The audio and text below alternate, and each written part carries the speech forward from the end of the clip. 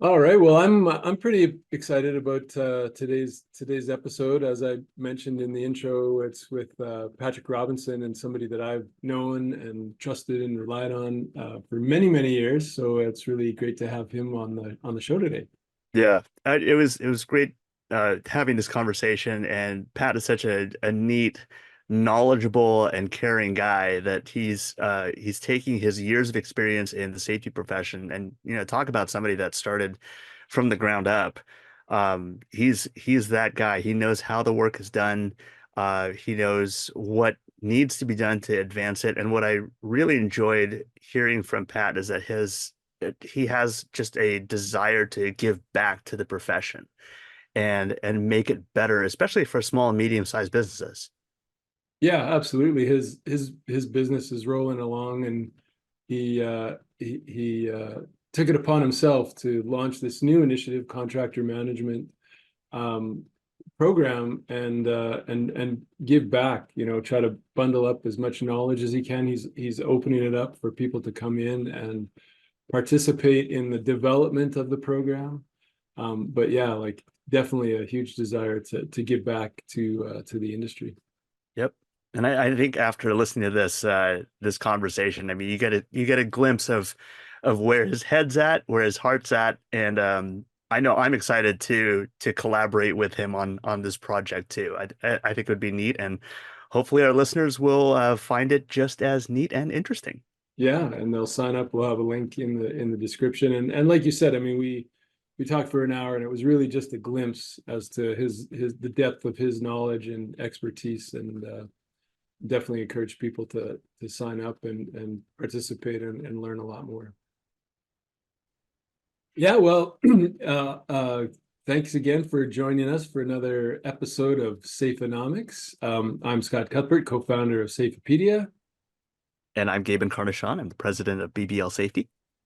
Yeah, and we're super excited to have Patrick Robinson join us today for our conversation. I should say I've known Patrick for a very long time. I met him probably it might have been 20-ish years ago, Yeah, when I had a software company and you guys were successfully running your a CanQual software, and met with you to kind of get some inspiration and insights. So I've been I've been going to Pat for advice and coaching and mentorship for a large number of years, so many years. So really excited to have you on the podcast today. happy to be here. Pleasure. And Scott, just as you mentioned that, we met like down the street from where I'm currently at a Humpty's restaurant, which has, I think, gone through like 5 different iterations since then and Yeah. is currently a pizza joint. Yeah. Wow. Some things never change, and some things change every 3 years or so. So Every 3 years. yeah. That's right. Well, Pat, why don't you kind of give us a little bit of your background and how you got your journey and how you got into safety, sort of where you started, and then we'll go from there. Happy to. So most of this starts like back, I was just placing it that I've been in business in industry for about 40 years, just over 40 years. So this would take me back to June of 83 when I got into the construction trades. I started out as an industrial insulator at industrial facilities in northern Alberta. And, that got me the start into seeing, high risk industry up close, and work my way through an apprenticeship at Syncrude Canada. And that gave some opportunity to get involved first at the safety committee level with my employer. And that beget some opportunities on maintenance turnarounds. So basically, as safety technician, as always, you start on night shift on the smaller units and the smaller scopes, and hopefully you move on from there. So that proved to be true for me. There is further opportunities and eventually a chance at a full-time safety coordinator's job at a relatively young age, there is good opportunity for advancement where I was. And so opportunity presented itself. And, I think, very much a product of being, I think, the right person at the right time in the right circumstances. And I was able to make some hay with that. So I eventually ended up as the senior safety person for a steady state maintenance workforce of about 600. And we would range up to 25, 2,800 during shutdowns. And a real cool thing about an oil sands facility that's maybe a little bit different from a lot of industries is there's a lot of integration of really a wide variety of different things. So you have typically world-class open pit mines with all the cool machinery and giant machinery that they've got. And they're kind of an operation in and of themselves out in the mine, which is attached to an extraction facility where you're now separating product and introducing additional hazards like high pressure systems to start separating oil sand in this particular case. Downstream of that is a full-blown refinery and its unique issues and hazards. And all of that's tied together with interconnected piping, tank farm, and the utilities plants, steam, power, and other commodities to let all of those operations run. So from a safety professional's perspective, you're getting exposure to a wide variety of systems and situations that is a little bit out of the ordinary for, so I mean, just a refinery, or just a mine, or just an extraction facility. Yeah, So it's funny. Yeah, you talk about having that variation that's in there, and I'm just thinking not even just knowing how each of those individual pieces works, but how they all integrate with one another. Being able to understand that piece too, I feel like that's a whole other skill set completely. yeah, it brings some challenges. So for example, the way you mechanically isolate, say, a conveyor system out in the mine is far different than how you're isolating process piping systems, for example, or lockout tagout systems that you might have in utilities with high pressure steam and these kinds of commodities. So yeah, there's challenges. And while there was at that facility a global permitting system, there was little nuances, of course, like from area to area. Hmm. So again, from a learning perspective, I considered myself really fortunate to sort of earn my stripes in that kind of a scenario. Yeah, I was going to say, not to mention, certainly at the time, hopefully things have changed a little bit, but a workforce that was all alpha male cowboys who were probably really, really open and welcoming and receptive to all sorts Right. of safety procedures and advice, right? Yeah, well, we were a unionized shop, and so we dealt with Alberta building trades from literally like every hall. So what was interesting is that quite frequently we'd see the same groups of guys that would come out of the halls that would work for us, but on the following shutdown, they might be with a mechanical contractor and that kind of thing. But that workforce, due to the nature of the facilities that we've got here, there's world-class projects here in Alberta in petrochemical and construction, is that they're a highly skilled group of people. Hmm. And, they've likewise benefited from working on big stuff, complex workplaces. Hmm. Yeah, definitely some interesting challenges, not just from the environmental standpoint as far as the workplace. That's what I'm kind of thinking of when I say environment, but even just the culture that's there. And I'm gonna take a wild guess and say that there were probably just a handful of safety professionals at this plant, or were you a one person wrecking crew, or How did that work? So no, for my company, Syncrude, back in the day was like they were extremely progressive Oh, neat. of the major employers. So there quite commonly was contracted requirements for safety professionals, typically based on a headcount formula of some nature, and there was an awful lot of support. Oh, nice. Yeah, for sure. So as I started into my career, actually, when I ended up in a full-time role, my employer, with the encouragement of Syncrude, and in fact, I didn't actually learn a lot of this until after my time there, when some details started to fall into place and kind of relationships had matured and some circumstances allowed that I actually wasn't aware at the time, but my employer and their client, there's like a variety of people that were pushing, and there's a method to this. I'll get to it in a second, or a method to the madness. There's a lot of people pushing for my success and my education. Hmm. I ended up to be perfectly honest about it, in a situation promoted beyond my experience. So how do you make up for lack of experience? Well, with education, partly, and mentoring and guidance as another means of doing that. So there's a pretty heavy investment in my education in terms of Syncrude Canada was heavily into DNV ILSI Hmm. methodology, and I believe still are.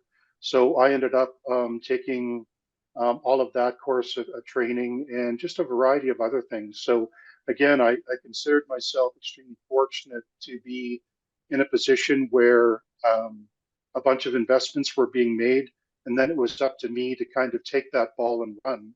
Hmm. And I was able to do to some degree. So that's kind of fills in some pieces for you there.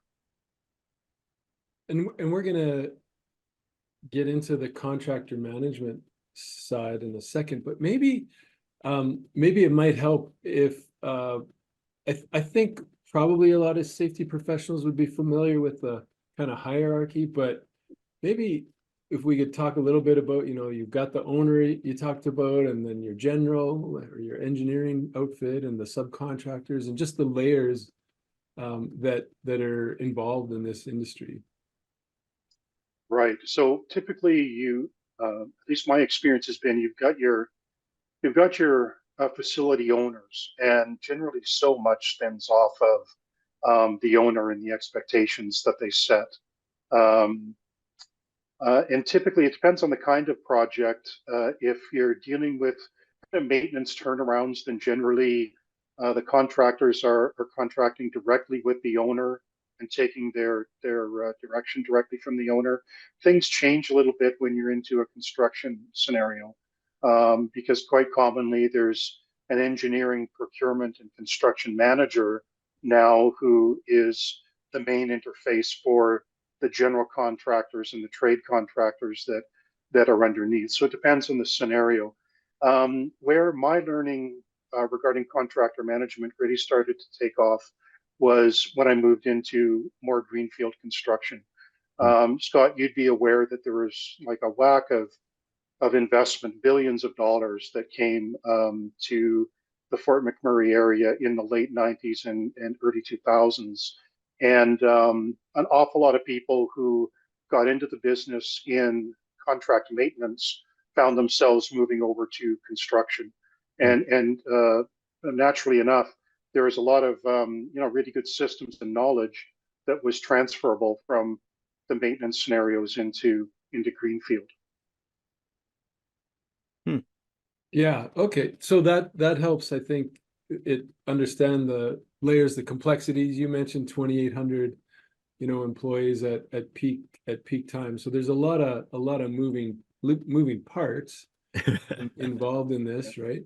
And then from and I don't know if I'm jumping ahead here, but from the contractor management side, there's sort of the pre-qualification to be permitted to bid on a job or be awarded work. And then there's the, managing of the of the work once it's been awarded. Can you talk a little bit about those two phases of contractor management? I think they get mixed in a little bit sometimes when. Yeah, I think that's right. With the advent of contractor registries in particular, there's a tendency to emphasize kind of the pre-qualification thing. But yeah, you're right. It all starts with pre-qualification. At least ideally, it should start with pre-qualification. I can talk about the concept of post-qualification if you'd like me to, because I think that there's kind of some learnings in that. And frankly, post-qualification is a reality throughout construction and maintenance in high-risk industries. So I'll gladly speak about that. But for sure, pre-qualification is your ideal starting point to have a sense of what you're buying before you buy it. And then you're moving through a variety of phases. Probably, it depends on kind of how you look at it, 5 or 6 phases total until you get to kind of end of project wrap up and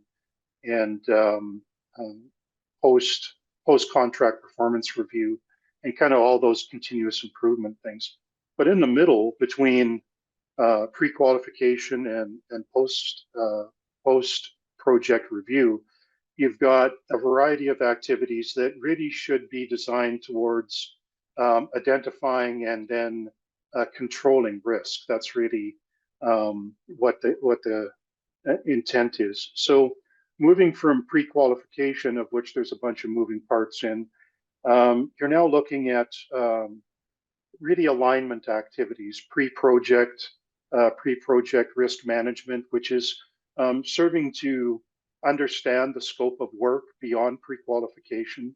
So this is when you're now into your request for proposal cycle or whatever your term happens to be, and you're taking a more granular look at what the contractor will be doing and exactly the services and skills they'll be bringing to the table. And then that presumably, if done well, allows you to get kicked off with what I call a managed mobilization. You can do mobilization, which is just routine, but you can also do a managed mobilization, which is recommended because you're really thinking hard about setting that contractor up for success when they hit the ground so that they can hit the ground running. And you're not sort of relearning things and trying to establish standards when kind of the horse is out of the gate and has bolted. So it's all that stuff about doing the proper pre-work. Then, of course, you end up in the active phase, which is now you're into monitoring contractor performance. And there's a variety of tools used there. So those are the kind of the 3 broad activities in between pre-qualification and post-project review. I like how you bring up that idea of the management piece, because it's not just, hey, how does this contractor look on paper or during that pre-qualification stage? As you said, it's an ideal starting point. But then once they are actually off and running, there still needs to be that management piece to see, okay, are they actually performing based on what we thought they would in that qualification stage, and then do the adjustment as necessary around that as they're off and running. And I guess I'm assuming that goes into that post-qualification piece once they're done with the job. And can you explain that part a little bit? Because I'm not super familiar with that concept of the post-qualification. Yeah, so post-qualification is the conditions where you've already decided to hire a contractor based on typically 2 things, price and availability. Sure. And then after the fact, so ideally before they mobilize, but sometimes as they mobilize or post-mobilization, none of these conditions are ideal, of course, but then what you're doing is what I would call just some basic due diligence. It's hard to pre-plan things when the contractor's already on the site and doing things. Right. So So post qualification refers to a bunch of due diligence activities, which would be making sure insurance is in place, doing worksite orientations, the usual types of things. But you lose the ability to get true alignment when you're post qualifying. So look, the reality of contracting is that there's a lot of post qualification that's done. Um, Organizations, if they have the opportunity and have the right systems in place, know when to start rolling activities forward to make sure that they're doing truly pre-qualification and alignment before that contractor hits the ground. So that's kind of the business reality versus the ideal, and the whole idea of trying to strive for the ideal, continuing to work on your systems and get your hold points in place, whatever your systems are, to make sure that you're more proactive and you're not reactive. Right. And one of the things, and we didn't touch on it at the beginning, but this year with Safeonomics, we wanted to bring guests who were able to talk to other safety professionals about how to invest in themselves, how to become more valuable to their organization, to their industry. I think that, we'll get into, what you're doing now. But maybe again, based on the fact that you did kind of have that fast track in your career. I think you were recognized early on and moved through the paces pretty quickly. So what advice do you have for somebody who, maybe they're getting started in construction, maybe they're sort of in that middle management type role, and they're looking to get some career advancement under their belt? Yeah, look, I think that truthfully, safety is a human business. There's arts and sciences, and sometimes we tend to focus a lot on the science side of it and want to wrap everything in a system. More recently, of course, we want to wrap it in a software. But truthfully, safety success, I think, comes from a people focus in relationships. So I would say, out of all the training that I've had in my life, the single most valuable piece of training that I took, and again, this was provided to me by my employer back in the day and pushed by their client, was Dale Carnegie training. Oh, that's awesome. Yeah, Carnegie's been around for like decades, and there might be a view of it as somewhat old and stodgy, but the fundamentals that don't change when you're talking about relationship building and kind of human interactions. So for all the technical information and knowledge that a person acquires over a career, those things are all important, and it's good to have that knowledge to apply in the moment and those things. But long-term success wise, I would advise any safety person starting out to really work on listening skills, communicating clearly, staying open-minded about things too. Safety is pretty rapidly evolving, and probably tech more than anything is having such an impact on it on a pretty much year-by-year basis. So those are the kinds of things I'd recommend to a new person coming in. I'm so glad you brought up the Carnegie piece. I've got a few people on my team that we still send through Carnegie when they hit a certain point, because you're right. It is kind of that there's a threshold of how much you're able to influence other people. And that's so much of a required skill for safety professionals, because, as we had started in the conversation, if you have a bunch of people that just want to do their work and see safety as more of a hindrance than a help, you got a lot of hurdles to get past in order to build that trust with those folks that you're trying to keep safe, and then have them actually become your allies in doing your work. So yes, building that relationship with people and understanding that, and and it's a skill that can be learned. Some people I've seen that are naturally born with it. I was definitely not one of those folks, and had to learn how to build those relationships, and as you said, the listening skills, the trust building, all those things. I those will take a safety professional very far in their career, I believe. Yeah, I agree with every bit of that, Gabe. I think also that looking into the lower levels of line management, and Scott, you had made reference, and Gabe, you as well, to the nature of blue collar workplaces, and uh, the way that we communicate typically is not maybe the most empathetic, but truthfully, empathy and leadership in these areas can be taught. They can be taught skills. So when you're dealing with sort of confrontation in the workplace and that kind of thing, it truly is amazing how much further you can get if your frontline leaders can display elements of empathy. Hmm. And most of them, when they say it's a reach, well, it may be a reach, but almost everybody has started out not as a supervisor. So, meaning to say that they started on the tools like anybody else and worked their way up. So, I think the days where line managers, and this is kind of a growth area, I think, for the industries that I've been involved in, is that uh, the idea that you just take your most technically proficient person and by default they become a supervisor. Right. Those days are coming to an end, gratefully, Hmm. because the skill set needs to be quite a bit broader.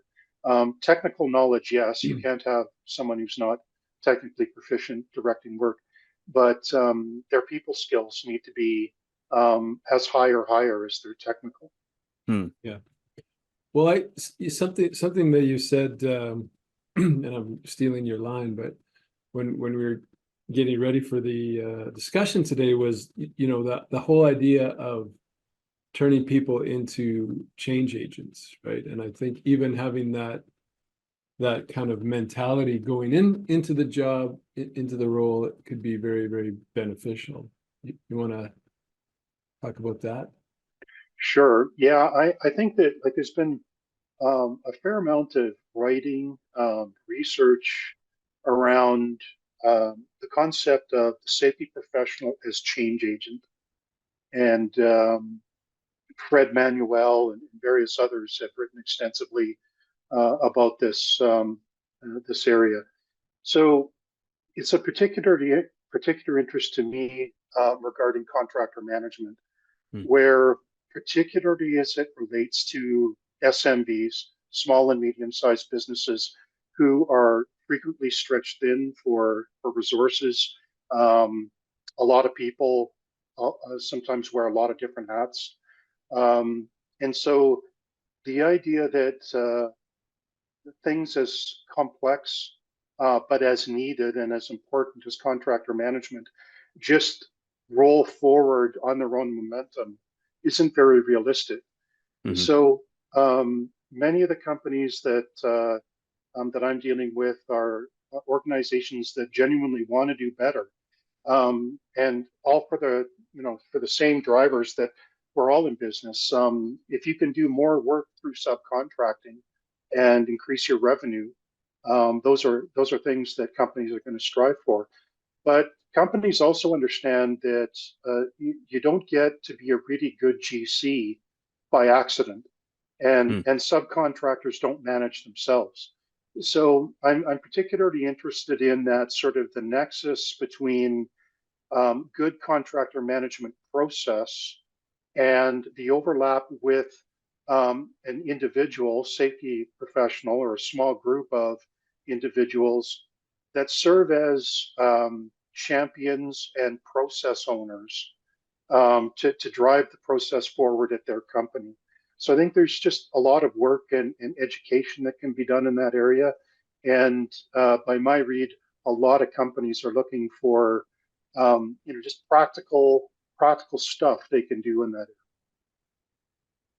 Yeah, and I think that's definitely why, in like I mentioned at the beginning, I mean, we've been pretty close contact for 20 plus years, but it seemed to make more sense than ever to have this conversation on Safeonomics because of what you're doing now, right? And so maybe you can talk a little bit about that. And I think that intersection for us is the same, is that the small, medium-sized organizations have the same risks, have the same compliance issues, want to keep employees safe, want to make some money at the end of the day, but they don't have the resources, the infrastructure, the support networks that some of the larger organizations do. And so you're stealing a bit of your thunder. I mean, you're taking your 40 plus years of experience and trying to make that accessible for someone who's getting started, or maybe in one of those smaller organizations that doesn't have access to a huge team of people that have been there, done that. Yeah, that's right. And we're doing it in a way that's kind of non-denominational from a tech and software point of view. So there's just so much out there that companies can invest in. But like a common theme in earlier episodes of Safeonomics has been around product market fit of your guests that have a tech background. There's been discussion regarding product market fit. And so a lot of the tools that are out there and things that a company can invest in are not built with small and medium-sized businesses in mind. These products are built for the upper end, and so you end up with a mismatch. So what I'm trying to do is provide information and systems that can be implemented in a way that the end user what they find is a best fit for them, and not promote a particular product or platform or even software at all, other than a standard business set of tools like spreadsheets and word processors.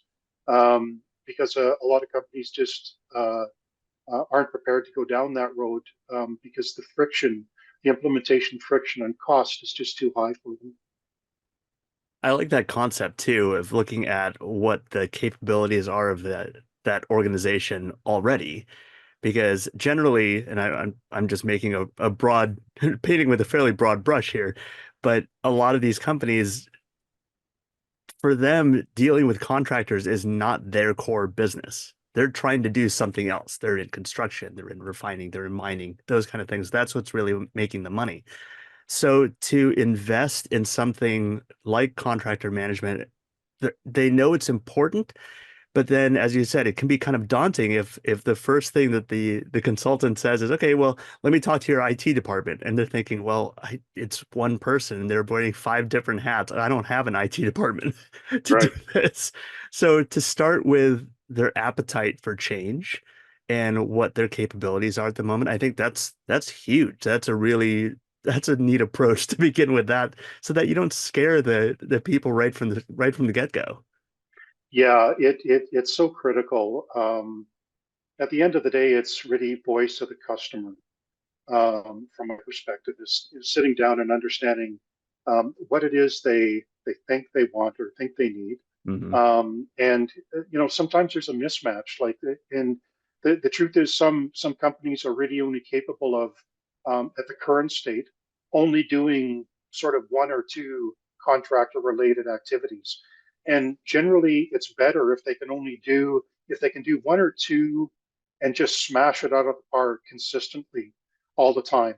They're better off doing that than presuming to put like a comprehensive set of things in place and really not doing any of them well over time.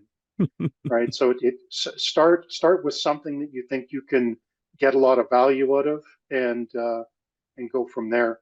Just a comment too regarding kind of product market fit as it relates to contractor management platforms is that automation is great, but automation does need to have product market fit. And when you look at, say, the registry concept that's been kicking around the industries for 20 years or so, those products are designed for clients Mhm. and the largest of the large. And unfortunately, they are a barrier to entry for small and medium-sized businesses where in a lot of cases, uh, really, really good contractors are being excluded even from consideration because they can't meet either the cost or the administrative bars Mm. put in front of them through the registry concept. So that's a problem, and hopefully something that those that support the registries and the registries themselves look at. Yeah. And so tying a few things together here, because I started my career in the construction industry, had a few different roles in a few different organizations, and one of them was one of the largest contractors in Canada and North America. And what I learned was that, I mean, they're pretty good at construction, but they were the best at managing contracts. And I left. I thought I was going into the construction industry, and I learned that I was actually in the contract management industry. Yeah. Mm.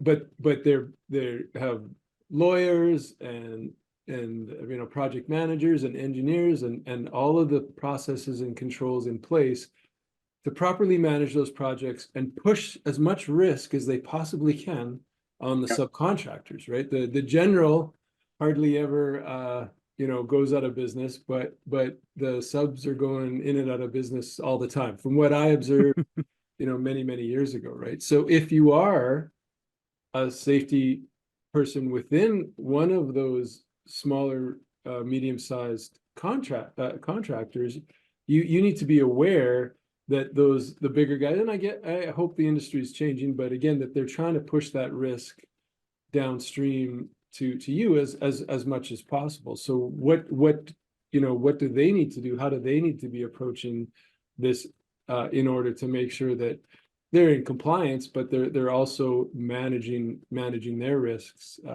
throughout the process as well. It's a real key point, Scott, which you're onto there. Part of what we're developing is like a whole bunch of things regarding. Well, you have to start kind of at the basics. If you're dealing with small and medium sized companies, kind of my going in position is that they actually don't have a lot of knowledge regarding contract law.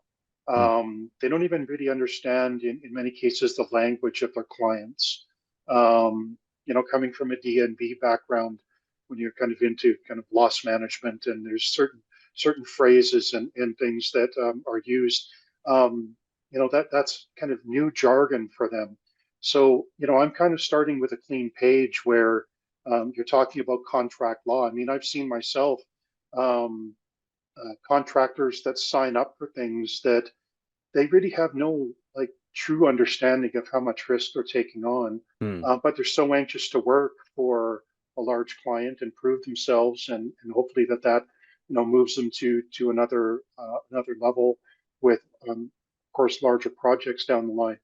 But they don't understand kind of the risk that they're taking on because they just don't have the same level of knowledge as their client. So there's a couple of phrases that we talk about. They're kind of Latin, caveat emptor and caveat venator. You know, they're kind of Latin terms, legal terms, but they're around the whole idea of you know, kind of buyer beware, Mm-hmm. and that's kind of like within the pre-qualification side. But caveat venator is about not buyer beware, but purchaser beware, because purchasers also have some obligations to be sure that they're purchasing services who have capacity and capability to do the work that they're hired for. So I'll give you an example. I was just reading something a couple of weeks ago about the differences in decision making regarding contracting, and they were contrasting kind of North American experience versus European experience.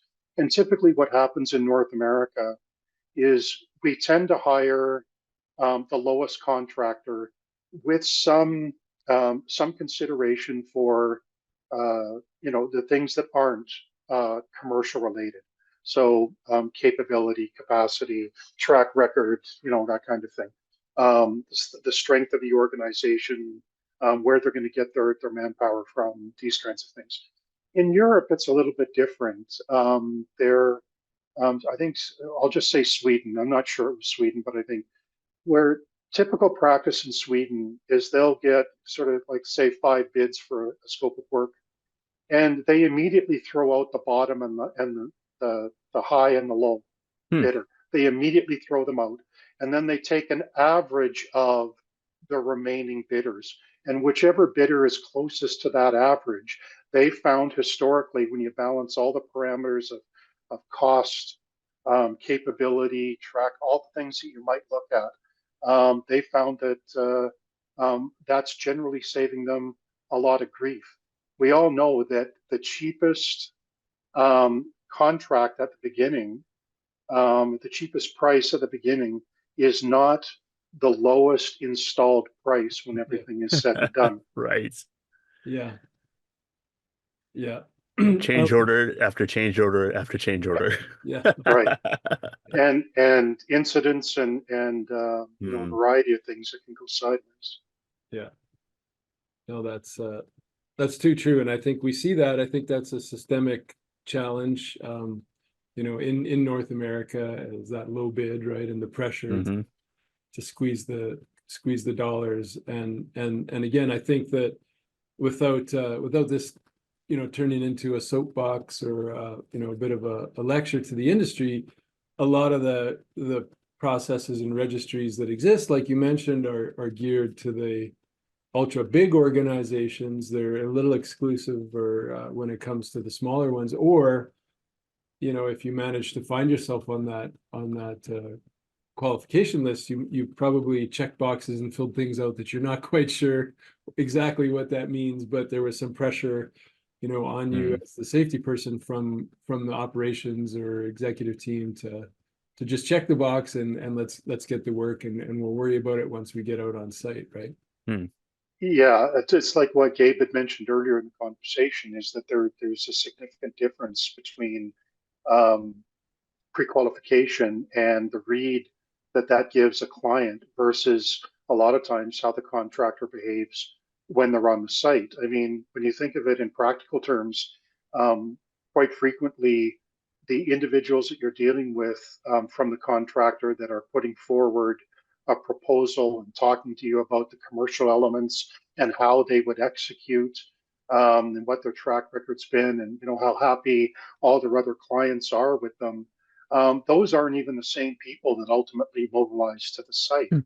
Right. So the difference, what's get lost in translation, is often pretty dramatic, because you have a situation where project managers and construction superintendents, when you consider that they're not incentivized,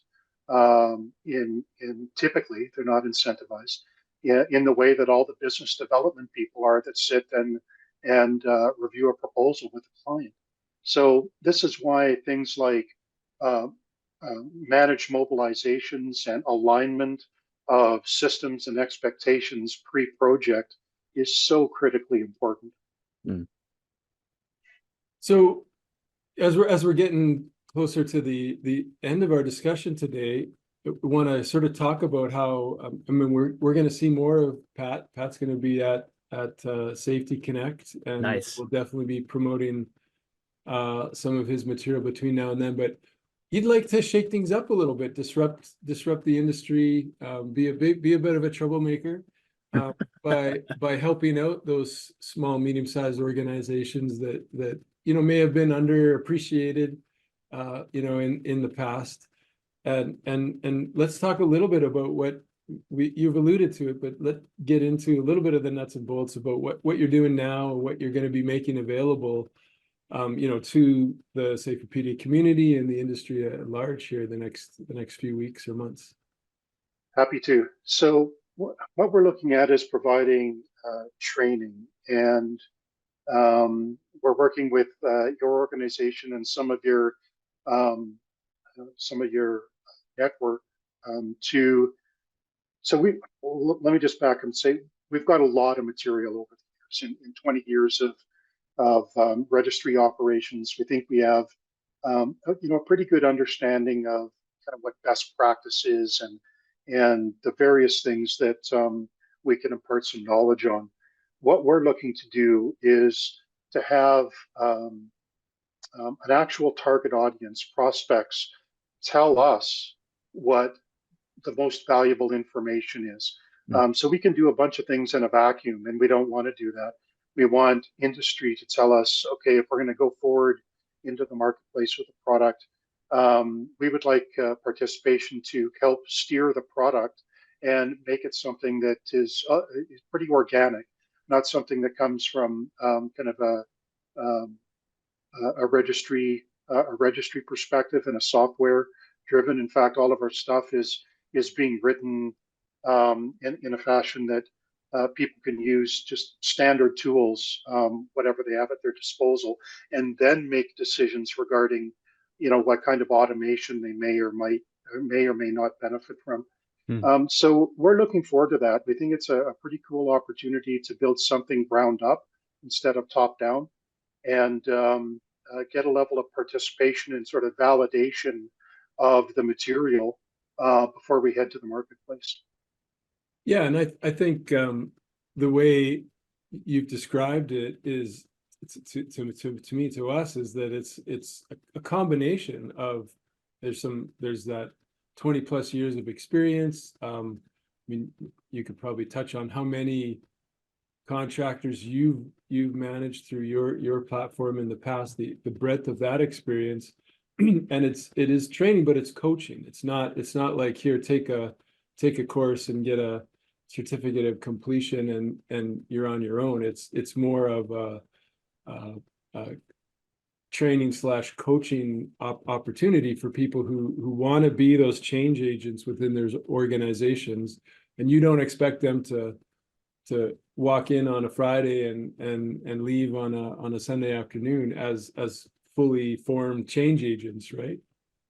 Right. Yeah, it's going to be a bit of a process there for certain. I think I mentioned at the beginning of our discussion around the concept of pre-qualification, and it's sort of it tends to be overemphasized given that there's so much activity around contractor registries, and it tends to take away from all the other contractor management activities that are equally, if not more, valuable. I mean, look, if I had a choice, I could pre-qualify a contractor, or I could monitor them once they were in the field. I'd be monitoring 10 times out of 10, right?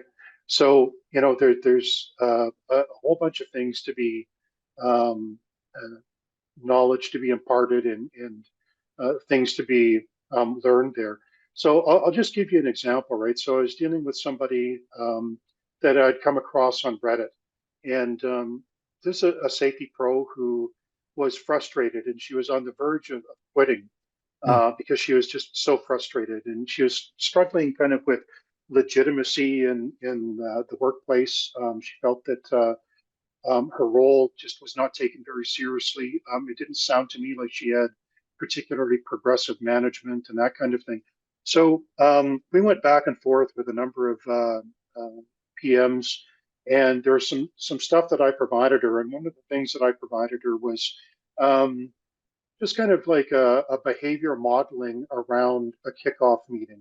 And basically what I wrote out for her was, this is kind of an ideal conversation that your project manager or maybe a superintendent should be leading with their own team prior to a contractor coming to their site a week later, 2 weeks later. And so it kind of went along the lines of, we're mobilizing contractor ABC next week. Their scope is the following. Their critical path is their curve is going to look something like they're going to be at peak manpower in about 2 months' time. We're going to end up with 85 people on our site for a period of six weeks. the overlaps with other contractors that are currently here are, and the interfaces are going to be. So just, the kind of, stuff that you would expect a leader would cover with their own organization to get prepared for that contractor to hit the ground running and be successful from the starting gun. And so she had offered that, well, first, she'd never heard a dialogue like that. And she was absolutely certain that that dialogue had never taken place at her workplace, amongst any of the project management types that she was interacting with day by day. So, this is the kind of fundamental where we think that we can be, really helpful in kind of coaching for what the ideal might be. And then, kind of stepping it back to what realistically can you get going as early wins. And this is all to do with change management and getting early incremental wins. And sort of giving practical tools for people to start nudging the bar a little bit higher. Yeah, I like that concept of really first listening to what people are needing. Maybe they'll have an idea of what they want, but then say, okay, well, let's look at reality. What is it that you actually need at this point? And then guiding them through that.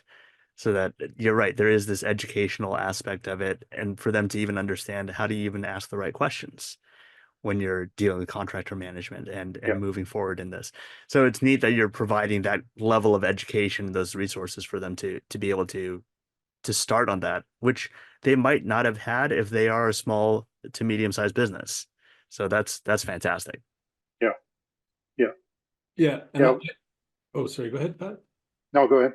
I was just going to say the exciting opportunity is twofold, and as Pat mentioned, we're going to open up, to our Safeopedia community first, and then we might invite a few people outside the community at the moment to kind of workshop the workshop, to go through the framework that Pat's put together and help really vet it and make sure that what you need is baked into that program, so that, again, like Pat said, it's not top down, it's bottom up. So there's going to be an opportunity for community members to help build out that program, be the first ones through it, and then obviously once it's polished up, then there'll be another opportunity, another round to sign up and go through the finished product, which again I think is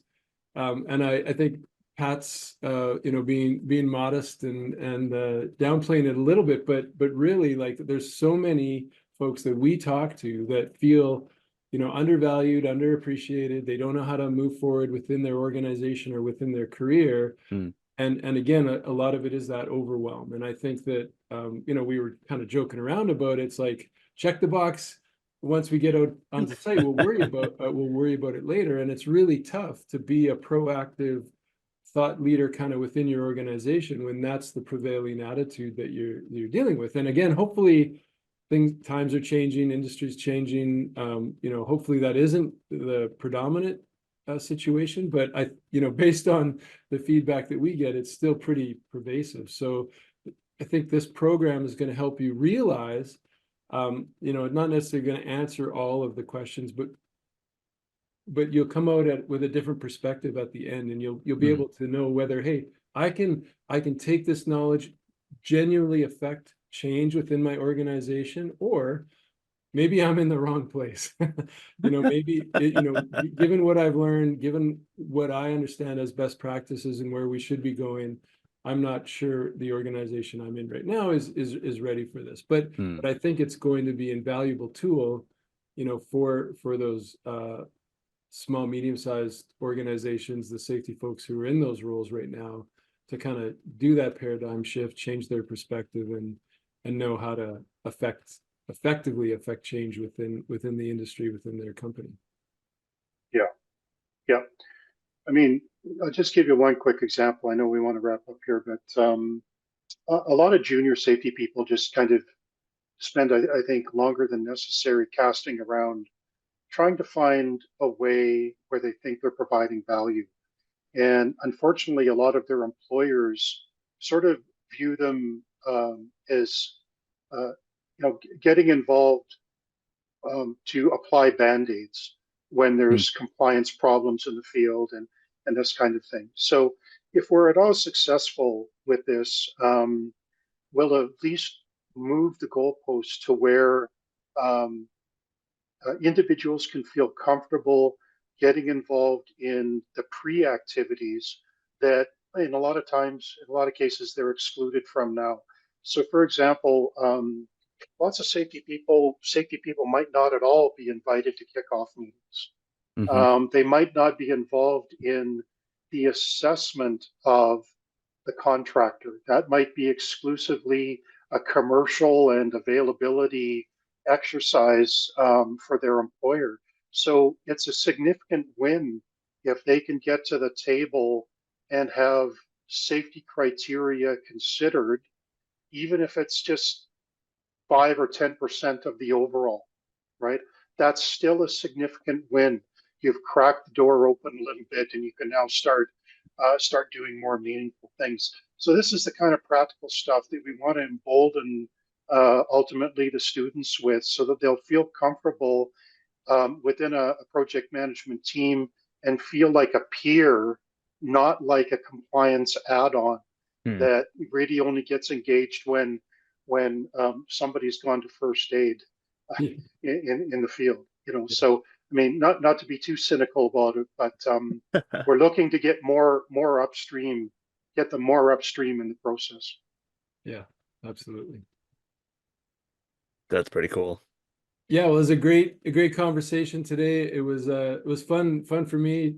Like, I know we didn't work together in the field back in the day, but to reminisce a little bit, bring back some of those memories of those early days and early lessons. And it's been amazing to have you in my network to provide advice and coach and mentorship, and definitely encourage people. We'll have a link again, we'll share it out in our community, but definitely encourage people to get involved in helping to sculpt this program.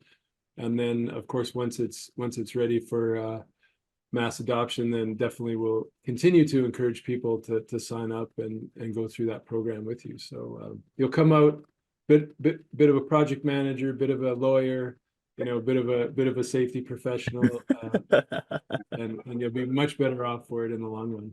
Nice. Sounds good. That's very kind, Scott. Appreciate it. Very cool. Well, thanks for joining us, Patrick. Yeah, thanks, Gabe. Thanks, everyone. Appreciate it.